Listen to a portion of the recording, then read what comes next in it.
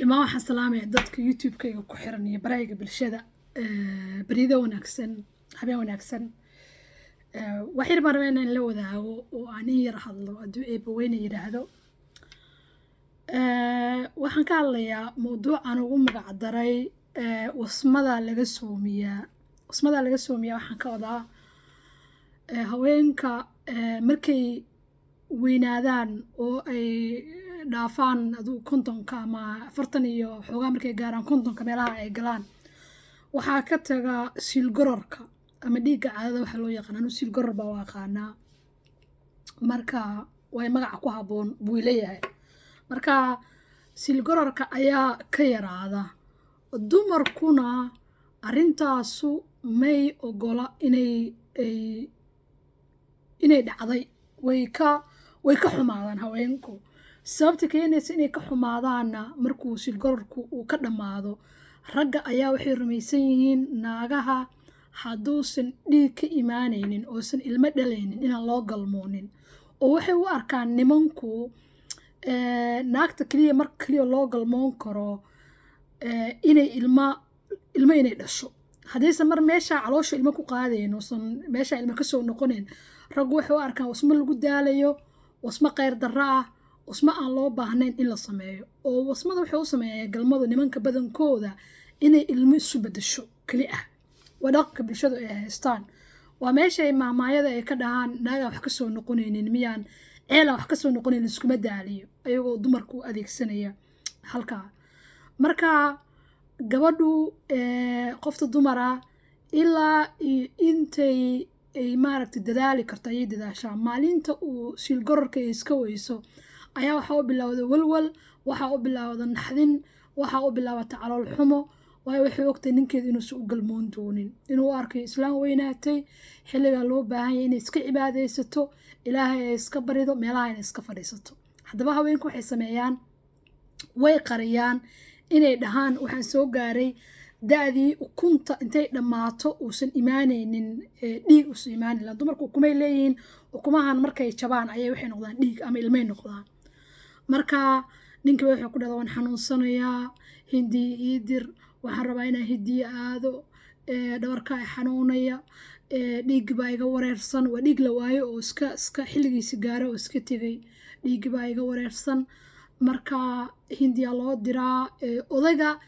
si allaale si ay ninka ku meermeerin karto oo iga dhigi karto arrintu inay xanuun tahay iyo masiibo xag rabbi ka dhacday oo aysan gabow aysan ku imaanin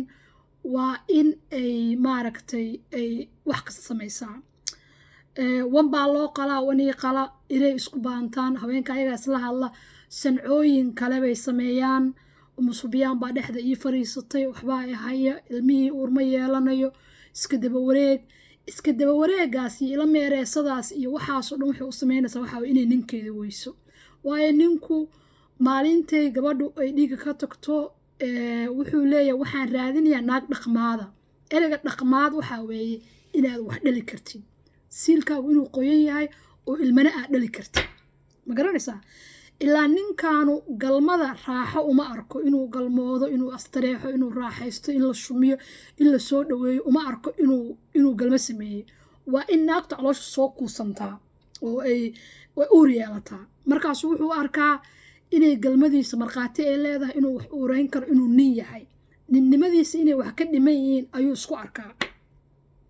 hadduusan caloosha taabuu kasoo taagay naagta saasuu isku arkaa marka wuxuu doontaa naag la dhaho dhaqmaad qof yar baa raadsanayaa si wax laygu dhalo caruurta asagu uu dhalay oo hooyo gabadha ay dhashay iyo familka oo dhan waxay isla qabaan odagu inuu wax dhalo arrintaa waa isla qaba hadduu subaa hore reerka dhimanba ama uusan ka teginba odagu weli uu nool yahay asagu odagu lama baran odayaashu markay weynaadaan murqahoodii baa daciifay wasmadoodii baa daciifaysa wasmo fiican lagama helo galmo fiican waxaa nimanku looma sheegin waxay isku arkaan maadaama dhibicda ka imaanaysa ilmo noqonayso inay naa qancin karaan ma oga inay marayaan malxalal ah waxaa tahay irmaaneeye waxaa weeye dhibicdaada haddii ilmo noqon karto maaha inaad galmada naagtan farxad aa siisay oo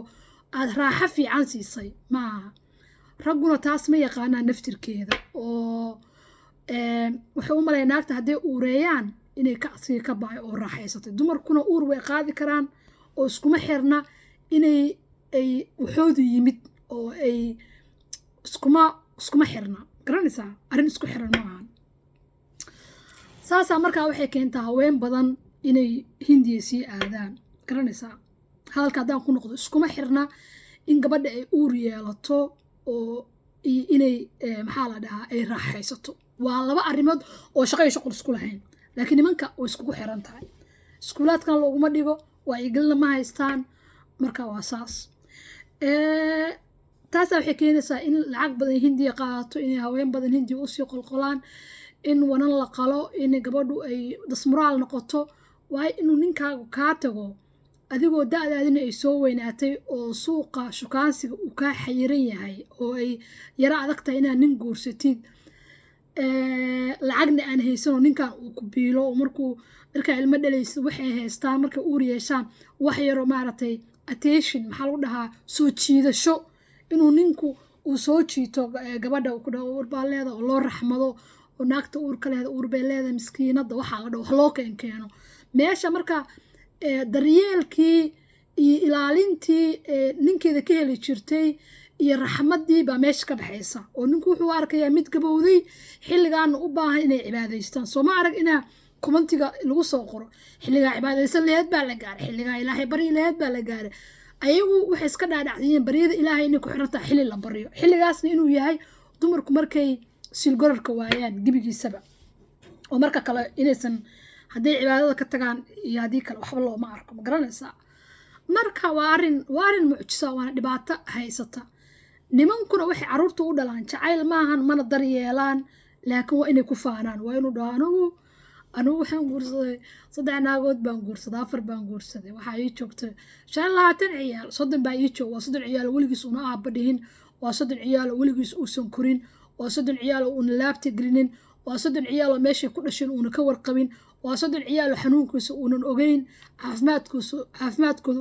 uusan ogeyn waxba una ka ogeyn laakiin markuu meelaha joogo anigu dee ilmo badan baan ii jooga ilmo badan baa ii jooga ما شاء الله بيل دم بانا بيل دم انت فان كاسو وحيستا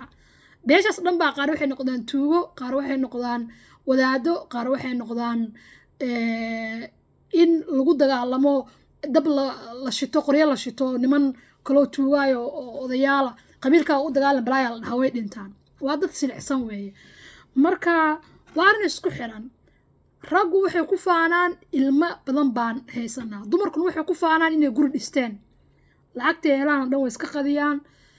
meel bay ku aruuriyaan waxayna dhahaan guri filaaba iyo dhisanay bilaayo guri ma dhisatay guri maya gurigaasna ma degana dhammaantood Yurub iyo Ameerika joogaan guri waxay degan yihiin kiraa laakiin guri aad leedahay maxaa loo dhisay min lagu cibaadaystaa ma garanaysid baa xamar ka dhisan ama boosaaso ka dhisan ama Hargeysa ka dhisan oo meel ka dhisan isla gurigaasna familkooda dega qaarkoodna wuu xiran yahay in laga wasaqeeyo ma uu xiran yahay sida guri jin bay u dhisaan baa u malaynaysaa marka waa saas waa bulsho laakiin sirta aan sheegayo iyo arinta kaliya waa arinta keentay aan idiin sheegayn la gudbinay waxa weeye in dumarku sababtay u diidan yihiin inay dhahaan xilligan dhiig naguma dhaco waa in ninku ka baxsado oo ninka baxsanaya marka waa siriq ay ninka ku hayaan ninkuna wuxuu aaminsan yahay in dumarka loo galmoon karo marka uu dhiig ka yimaanayo kali ah marka bulsho isku wareersan waa bulsho iyada dhan ba iska si kalowday weeye marka ilaahay ha u maciin waxaa dhahno ma garanaysaa marka fiiri markay gabdhaha yaryar yihiin haddaa ogtihiin looma sheego inay gaarayaan xilli uu dhiig ka yimaado oo arrintaas looma sheego badanka waaridku gabadha saa u socotid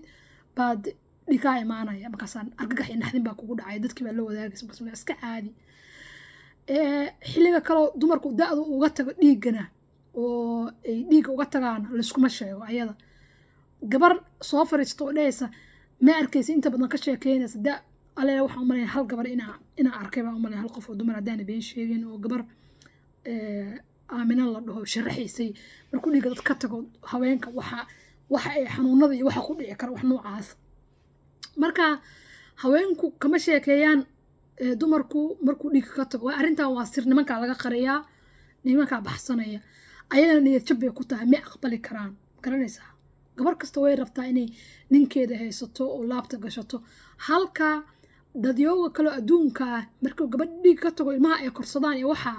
oo ay soo weynaadaan ee waqti isku helaan oo mar kale ay jacayl u jiraan isla dhoofaan oo isla tagaan bulshadu ma wada dhoofaan dalxiisna islama aadaan hal meel baa laga yaabaa inay isla aadaan oo ninka laga baryo waana meesha loo yaqaano maka hadday cibaado u tegayaan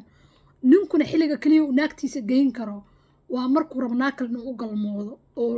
naagta la dhahayo dhaqmaada uu soo guursado boogtii weyneed oo laga cararayo qaylada iyo dhibka iyo xanaaqa markay joojin weyso baa la dhahaa xajkaa lagu geynaya ma garanaysaa meel kaloo dalxiisa oo isku raacaan bulshadu oo ay wada tagaan ma jirto oo ay kusoo raaxaystaan oo ninku naagtiisa intuu ag fariisto isla dalxiisaan gacanta ay isqabsadaan bulshadu sidaas dhaqankaas ma lahan waxay leeyihin dhaqan keliya oo laga fekero inay guryaha isla joogaan oo isla galmoodaan oo ninku hadduu ugu dhawaado guriga naagta u geli karo ma garanaysaa inuu nin naag yahay ee bulshada xaggaa ka arkayso laakiin waxa gudahooda ka jira cidna aan ogaan karin marka maadaama halka wuxuu la haystay ee sariirta iyo gur laiskugu imaanayo halkii waxna gabadh ay weyso waa arrin ay u baahanta inay u dagaalanto saasaa waxay keenaysaa inay u dagaalanto oo ay guntiga dhiisha iskaga xirto oo dhakhtar u tagto ay sancayaqaan u tagto ay hindiya ay aado etoobiya ay kasii dhacdo makaankeeda inay wax ku dhaceen ay sheegto wadaad uu u sheego musbiyaa inay qabto oo dhiigga ay ka fuuqsato ilmaha ay ka dilo waxaasoo dhan baa imaanaya ma garanaysaa oo arrimo ah marka wax isku xirxiran runtii waa mahadsantihiin intaas baa idinla wadaagayay facebookgayga qoraalkaas isagoo si kala yari ka duwan baa qoray markaa hadlaysid iyo markaa qoraysid waxaa laga yaabaa inay kala duwan yihiin yaa anigoo kaadhiina meesha igala socotidna waa youtube-kayga khayr iyo baraaraan kaaga tegay